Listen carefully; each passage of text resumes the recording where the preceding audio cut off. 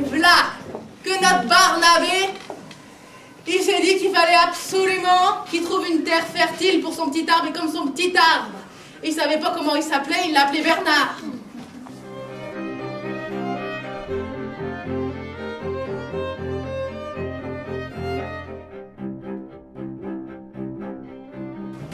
Un des bébés, juché sur son arbre, à un moment regardé Barnabé droit dans les yeux, puis il lui a dit « Agar !» Et là, Barnabé s'est dit, lui, il a quelque chose à me dire. Il s'est approché de l'arbre, et le bébé, il s'est mis sur son épaule. Le petit bébé, il a pris comme ça, la petite main comme ça, c'est compliqué à faire comme ça. Le bébé, la main. Et ils sont partis tous deux.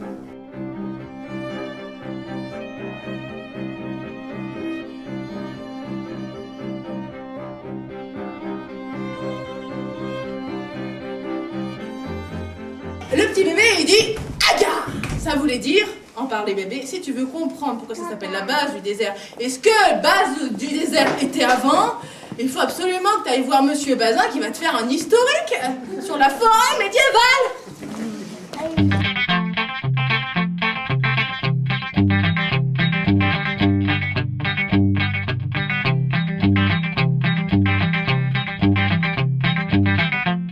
Donc je vous ai trouvé un texte, on croirait qu'il est écrit pour ici.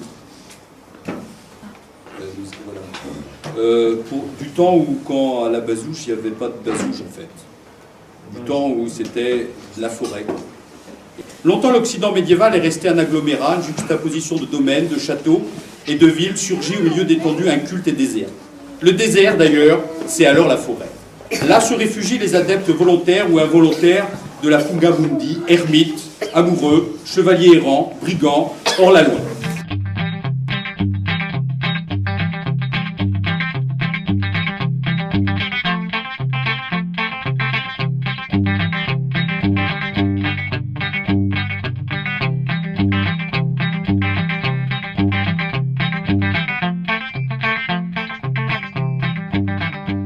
Je lui demande qu'est-ce que vous faites? Ben, il lui répond je plante des arbres. Donc tout le titre du livre, l'homme qui plantait des arbres. Et le lendemain, il propose à Jean Chenot de partir avec lui planter des arbres.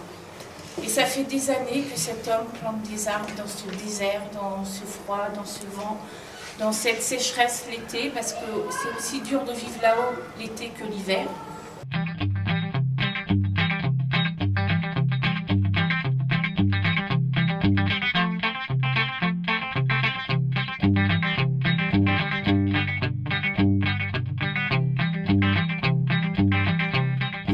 Sa vie est un enfer parce qu'il n'arrête pas de faire des miracles, alors du coup les gens l'aiment.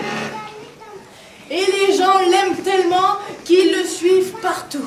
Ils le suivent partout alors que Guillaume, lui, son rêve, c'est d'être dans la forêt tout seul pour être tranquille.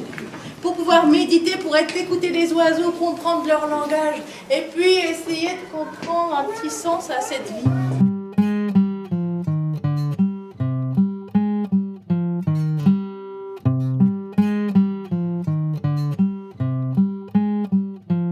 Il s'avère qu'il y a un gars qui n'y voit plus rien, qui vient le voir.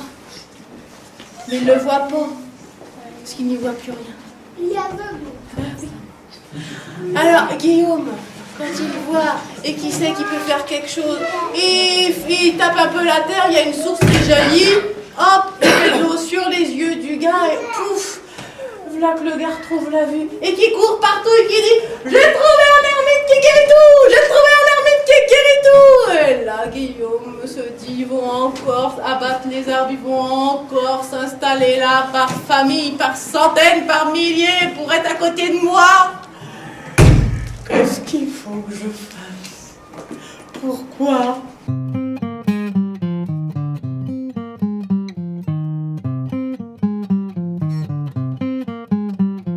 Et son cœur bat tranquille. Il s'assoit à côté de sa petite source. Il se met de l'eau sur le visage. Et puis, il se met debout. Il sent ses pieds qui s'enracinent. Il sent sa peau qui devient écorce. Il sent que son cœur coule comme la sève dans son corps. Ce jour-là, il paraît, c'est une histoire véridique, que Guillaume, il s'est transformé en un arbre qui est capable de calmer tous les cœurs, tous les maux.